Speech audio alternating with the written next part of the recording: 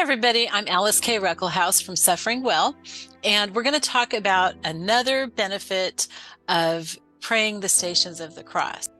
The benefit that I wanted to talk about today about praying the Stations of the Cross is that it actually can draw us into much more effective and deeper prayer. And what do I mean by that? A lot of times we don't really know what to pray, and a lot of times our prayers are kind of surfacey, they're what we want and stuff like that. If we want to have a really, really deep relationship with God, then Jesus is the best model of that. He's the best model of how we can talk to God. For example, he gave us the Lord's Prayer or the Our Father. But also we can see examples in the way that he prayed when he was suffering, beginning with the Garden of Gethsemane, which is the first sorrowful mystery. We can see from the way that he prayed for others and the way that he turned himself over to his Father. Into thy hands I commend my spirit. We can learn from those how we can pray so that we can have a deeper relationship with God. I wanted to tell you about something else too that is related to this. I was just talking with a friend today about a temptation that I'm really struggling with. And I was asked, how are you dealing with that effectively? Because obviously I've tried lots of different things and some have been effective and some haven't.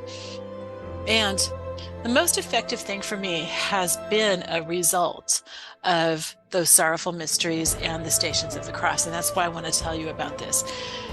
When I am faced with a really, really overwhelming temptation, I try to shut everything else out. Sometimes I'm tempted and I give into this to use something else to distract me. And that's not necessarily bad. It can be very effective as long as it's not a sin that you're using to distract you.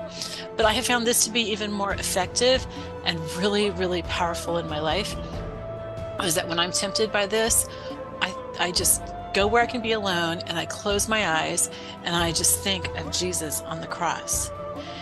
And I imagine myself pressing my forehead onto his feet. And sometimes I'll even press my head so I kind of feel it. And just doing that, it's like, first of all, I know that he died for that sin that I'm struggling with. And secondly, I just feel like there's a grace that comes from that, a grace that comes from pressing into the Lord, almost literally, and really, really focusing on him and asking him to help me with that and just saying, Jesus, I need your strength. I need your strength, because that's what he died for. He died to give that to us. And I've just found that to be very, very helpful. So I wanted to share that with you. I was encouraged to share that, and that might be helpful to some of you. But that was a direct result of last year meditating on the Stations of the Cross and the sorrowful mysteries.